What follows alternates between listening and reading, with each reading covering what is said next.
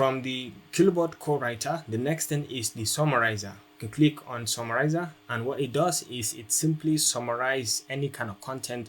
From this, you have any text that you want to summarize, you can just copy it directly and paste it, or you can upload it directly from any subject or from any location within your computer.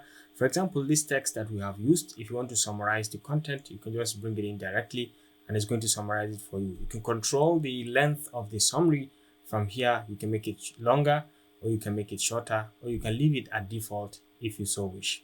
Okay, so all you need is just to press paraphrase. It has just summarized it for you. Okay, you can select keywords that you may want to include. You can see them over here, and you can paraphrase the summary if you want. From here, you can check out the statistics. You can download it if you want, and you can copy it and paste it somewhere also if you want. So this is a very cool feature that I always like to try and use.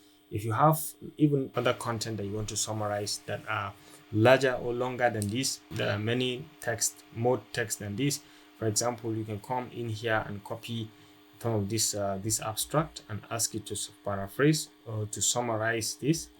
For example, you say summarize this. Once you click on summarize, it's going to summarize this into this. You can see with just one click, it has just summarized. So no matter how long your text is, all you need is to copy part of it and paste it, because you have the word character count.